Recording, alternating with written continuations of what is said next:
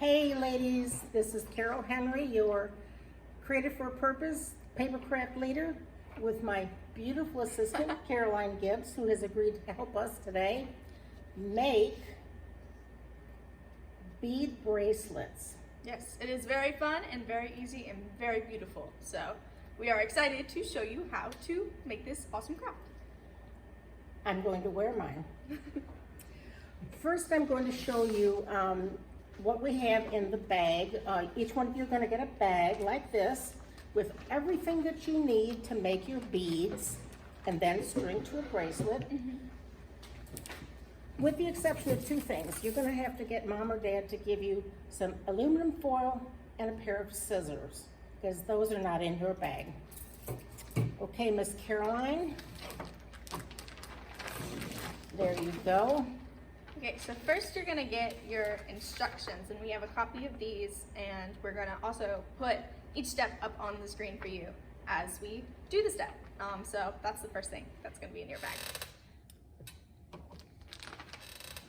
Next is this brush. It's foamy, and what you're gonna use this for coating the beads in glue to not only give them a shine, but also make sure that they're like secure. You'll use this white school glue. It's kind of like Elmer's glue, and this is what you'll seal your beads with when they're finished. Yes, it'll give them, brush. yeah, and Just go together. it'll make them a little harder, and we'll also make sure that they're not going to come apart, and give them a little shine. Okay, next you have the tacky glue, and it's tiny, so it's cute, and there is a little black cap inside of this, so you got to make sure to take the cap off before you do the project, otherwise the glue is not going to come out. But you use this to seal the ends of your beads together.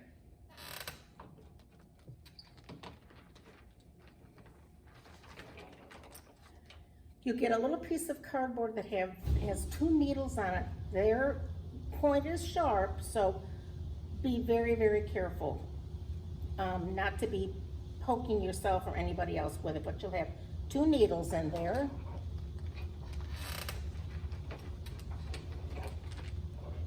This is the tool, what is it called? It's called a quilling tool. A quilling tool, and this is what you're going to use to roll up the paper. It's very helpful, and there's a little slit at the top, and you stick it on and you twist it, and we're going to show you how to do that later in the video. This is your paper that you're going to use as a measurement for your wrist. So you're at the beginning, one of your first steps is to just measure. Okay, I'm not very good, but you're going to measure how much you need and make a little fold so you know how many beads you're going to need to make to do the circumference of your wrist for your bracelet. My suggestion is make it a little bit loose. It won't need to come over your hand, because there's a magnetic clasp on the end, so that you will easily be able to get it put back on your wrist. They found each other. And but just to get an idea of how many beads we need to make based on the size of your wrist. I need to tell you about the paper. Now, if you all were here in person, you get to pick your own paper. So I had to pick some for you, and hopefully it'll be some stuff that you really like. But there's enough paper in here to make a few bracelets if you want. And on the back of the paper, there are grid lines, vertical lines, dotted lines for you to use for cutting. You're going to cut these strips out to make, we use those strips to roll our beads. Yep, and we've already cut out some strips, and they look like this. So that's how wide your beads are going to end up being. Now, the last thing that's in your bag, very important because it's wrapped in a little package of blue tape. Very carefully open this little blue tape package, and in there you'll find three things. The first thing you'll find is very tiny, your clasp, a magnetic clasp that's going to go on the end of your bracelet. You'll find the twine that you'll use to feed through your bracelets, like mine is on here. And the last thing that you'll find in here is a little piece of fishing line, and it's used to thread your needles. The needles holes are a little bit small and the thread's too big, so this is very important.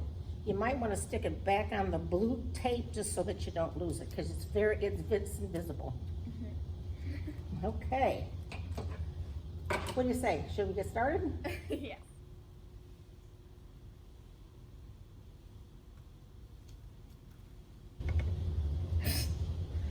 Now let's walk through the steps for building your bead bracelet. By now you probably have already, if you haven't, unwrap your blue masking tape and take out your twine, your little tiny clasp, and your fishing line, which you probably have stuck on this blue tape. It's invisible, so it would be helpful to have it stuck to the tape so you can find it later. Also in the bag, a long piece of scrap paper. You're going to use this to measure your wrist, and I would suggest not wrapping it around really tightly, but just wrap it around kind of loosely. You know, figure out how long you want it. Maybe put a little fold in the piece of paper. I got a big wrist. I like loose bracelets. So this is the length my bracelet has to be. So we want to keep this aside. Then we're going to thread our needles. Now, this is really cool, and you can share this with your moms if they have to do any sewing on a button or anything. You're going to take your fishing line, your twine, and your needles, and you're going to remove this little piece of blue tape there. I'm going to take my glasses off so I can see, which seems sort of silly, but I see better without my glasses up close. I'm going to take the fishing line, and I'm going to put the two ends of it together. And then I'm going to take those ends, and I'm going to feed them through the eye of the needle.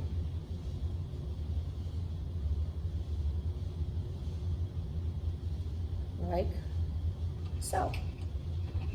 Okay, now my fishing line is through my needle. I'm going to take my twine, and I'm going to take one end of it. I have a loop here now. I'm going to stick my twine through this loop.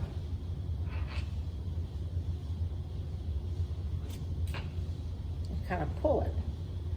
Holding my needle, I'm going to pull my fishing line that has the loop on the end with my twine in it, and I'm going to pull it through the needle.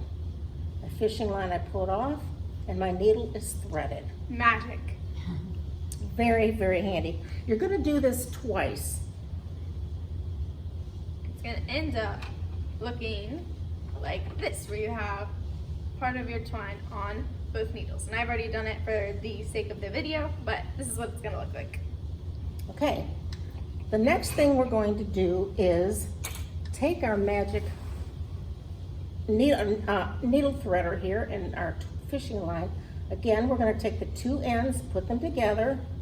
We're going to take our little clasp. It's really tiny, and it has really tiny holes in it. So we're going to take our little fishing line and put it through the holes in the clasp.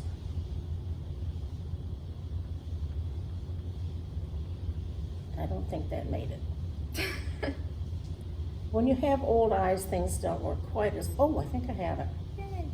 Okay, same thing again. I'm going to take the twine,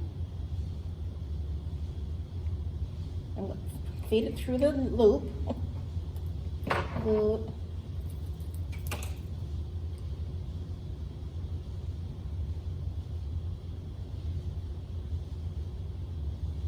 Then I'm going to hold the clasp.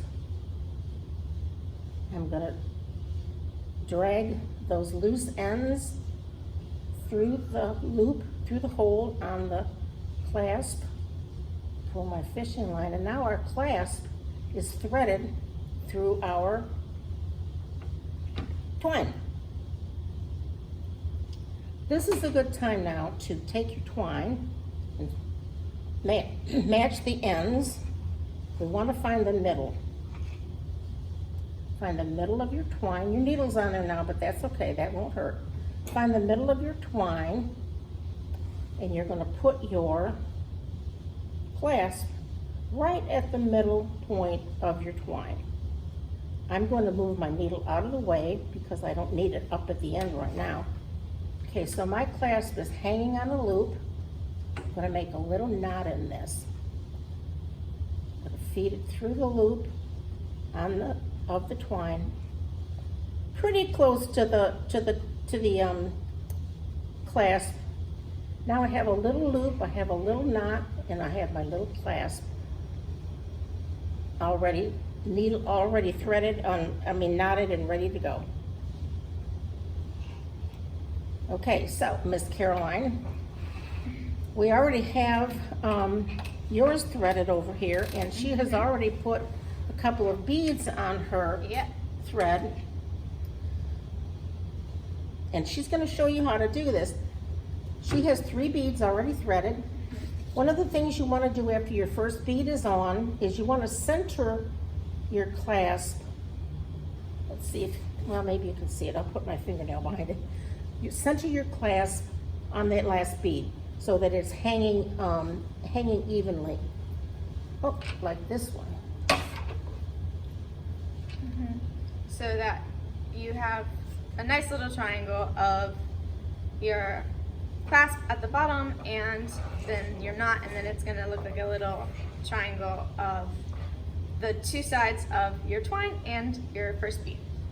Now, the next thing we want to do, we set that aside. Next thing we want to do is we want to pick our papers. Again, like I said, I didn't have a really big, you couldn't choose your own papers, so I just put some stuff in there that I hope you'll like. You're going to probably be smart to cut out maybe 36 strips of paper. The grid lines are on the back. Pick whichever papers you want, use a little bit of each one of them, whatever, but we need to have just to start out with 36 strips. We have some strips already cut, and those are what we'll use for wrapping our paper. This is the groove on the quilling tool, just to show you guys, and it's this part. So we're taking our strip of paper that we've already cut, we're going to just kind of fold the end over just a little bit gently. We're going to take the piece of paper and we're going to insert it into the slit in the quilling tool.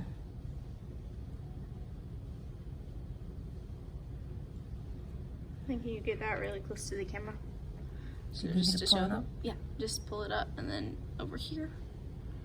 And so just like tilt it a little bit the other way so they can see that it's in there. Yep, I think that's good. So now we have our quilling tool threaded onto the paper, and we're going to slowly, with our thumb and our first finger, we're going to pinch the thread and twist our quilling tool at the same time. And now what we're doing is we're rolling the paper, the length of the paper. I'm holding it with my fingers, and I'm rolling it till I get close to the end. When I get about down here, I'm going to stop. I'm going to take my tacky glue and I'm going to paint a little bit of tacky glue on the end, making sure that it's catching just this end of the, just a little bit on the end of the piece of paper. Then I'm going to finish rolling it. I'm just kind of holding it together a little bit, and then I'm rolling it. There we go. And roll it around. I've got a little bit of the glue on my fingers. It's sticking to the outside of the bead, but that's okay. You want to be cautious not to get any kind of glue in the holes on the ends, because you're gonna need to thread your twine through that. Okay, do that one more time real quick. We'll get another piece of paper. We're gonna just crease the end just a little bit. It helps us get started. We're gonna thread our quilling tool onto the piece of paper. We're gonna start turning the quilling tool, and at the same time I'm gonna put my thumb over that other end of the paper, and I'm holding between my thumb and my forefinger the paper, and the quilling tool is in my other hand, and I'm rolling. Rolling, rolling, rolling. You'll get the hang of this and you'll be able to do it really quickly. This is so much fun. Take the glue, put a little bit on the end of our strip of paper, making sure you get a little right on the end. Finish rolling all the way to the end. I pinched the two ends together because as I was rolling, they got a little bit out of whack. Pinched them together, holding this to make sure this is the glue is sticking. And I'm going to set this aside to dry. This doesn't take a real long time, but setting this aside to dry. Now we've got all of our beads rolled and we want to seal them. So I'm going to take a little bit of our white glue and squeeze it onto our aluminum foil. Probably want to put more than that on there, but I'm only going to do a couple of beads. You take your foam brush and kind of dab it into your glue like that. Then we're going to take one of our beads. Just hold it in your fingers. It's going to get messy. Just hold it in your fingers and just dab around all the sides with the white glue. This is going to help seal it. When it dries, it'll harden your bead a little bit, and it'll also give a little shine. And we're going to set this on the aluminum foil to dry. It might stick to the aluminum foil after it's dried, but it's okay. You just kind of roll it and push it off. So you just grab your bead,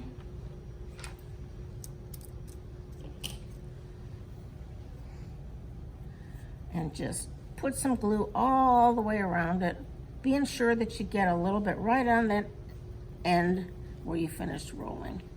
And then we're going to lay it on the Sorry, I sneezed. It's fine. I can cut it out. Okay. So then we're going to just lay the wet beads on our aluminum foil to dry. This may take just a little while. This glue doesn't dry as quickly as the tacky glue, but it may take, you can touch and see if they're sticky, but it may take, maybe 20-30 minutes. If you got a ceiling fan, put the ceiling fan on it. If you want to go get your hair dryer, that would speed it up a little bit. Borrow Mom's hair dryer. Yeah. So after you have your beads all made and sealed and your needles threaded, what you're gonna do is you're gonna take your bead and thread the needle. Come this way. Thread the needle through the middle hole, just like that. And sometimes it may not go through both middle holes. It'll go through one and then come out one of the other sides. And then you're gonna take it this way. Oop, I actually didn't pull it all the way through. I pulled it through the wrong way. It's good. You're gonna take this one and thread it through the same way. So you have it like this. Just like that. And I'm gonna do it again just in case you didn't see it the first time. Sometimes you have to give it a little bit of a tug to get it all the way through.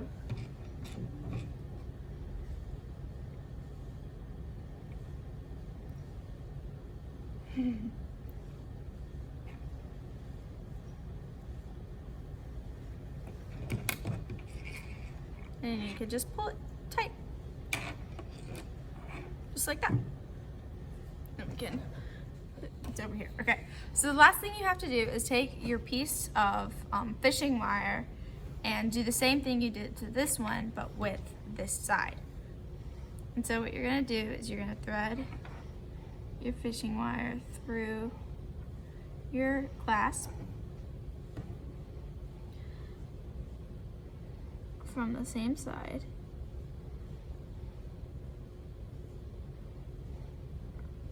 And just like this. And then take one side, because you just have to do one side because you're gonna knot it. This is just getting untangled so I can get this out. And then you put one through, just like that, and make your loop. And pull it through.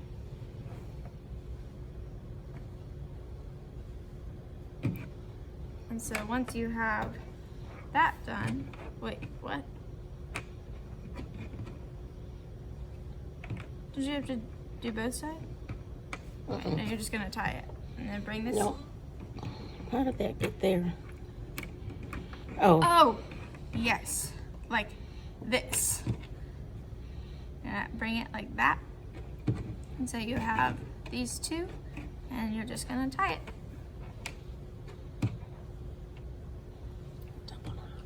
And make sure you double knot so that it doesn't come undone. And you're gonna move the clasp to the middle and make a little triangle just like you did at the beginning. And after you've double knotted it, you're gonna want to take your tacky glue and put it all over the little knot so that it doesn't come undone. And then you can take your scissors and cut off the strings. Whoop. And then you'll have your little bracelet. Okay, thank you guys so much for watching the video. This is what our finished products looks like, and we know that yours look super awesome. And it is the gift that keeps on giving, because you can make these bracelets at home with, if you get your own paper or your own like butcher's thread, and you could make them for your friends and family. I will tell you though, just for your information, these strips of paper are 3/4 of an inch wide and about 6 inches long. And that'll just give you an idea of the size, once you get your beads finished, the size of the strips if you want to make some more. Yeah, and we are praying for you guys during this time, because we know it's really hard to be away from your family and friends, and especially to be away from your church family. And so we want you to know that we're praying for you and that God is still with you even though it's hard. And we look forward to seeing you guys in person at our Christmas workshop. And if you have, if you don't have all the information about that, you can look forward to future emails, and you can go to the Our Savior website. I'm looking forward to seeing you in December. God willing, I'll be teaching you a nice Christmas project. So, bye. Bye.